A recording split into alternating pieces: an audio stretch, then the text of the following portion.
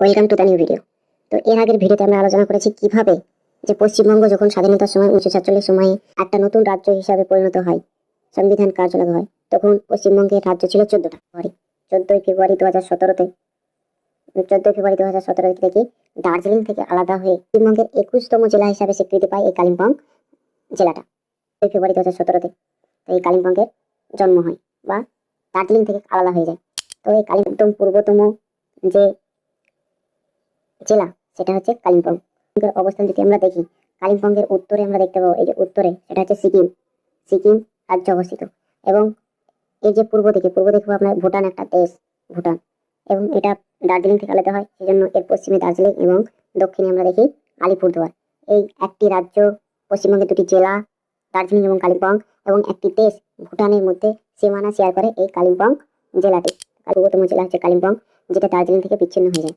কালিম্পংয়ের ইতিহাস সম্পর্কে জানতে চান তো দার্জিলিং এর ভিডিওতে আপনারা দেখতে পারেন যে কিভাবে দার্জিলিং থেকে পরবর্তীতে কালিম্পং সৃষ্টি হয়েছে। তো দার্জিলিং যেভাবে সৃষ্টি হয়েছে, কালিম্পং সেভাবেই সৃষ্টি হয়েছে। তো কালিম্পংকে বলা হয় আর্কিডের দেশ, কারণ কি এখানে প্রায় 300 প্রজাতির আর্কিড ফুল বলা যায়, তাই আর্কিডের দেশ বলা হয়, বা ফুলের দেশ বা আর্কিডের টাউন বলা হয়। প্রধান যে শিল্প সেটা হচ্ছে কি ফুলের রপ্তানি, তাই একে ফুলের দেশ বলা হয়।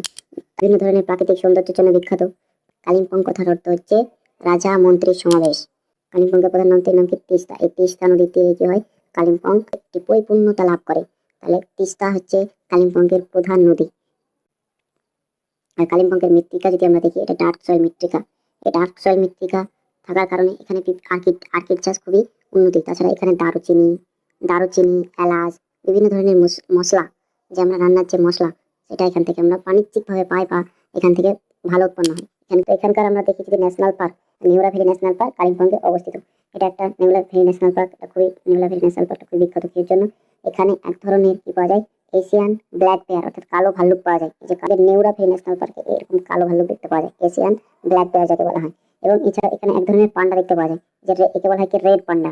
এখানে কি দুটো স্টেশন দেখতে পাওয়া যায়, এই দেউলা হিল রেল স্টেশন। সমস্ত নদ নদী ন্যাশনাল পার্ক নিয়ে আমরা একটা ডেডিকেটেড ভিডিও তৈরি করবো, যখন পশ্চিমবঙ্গের সমস্ত জেলা কভার হয়ে যাবে। তো এই ভিডিওর মাধ্যমে আজকে আবার দেখা হবে নতুন ভিডিওর মধ্যে। Take care, bye by.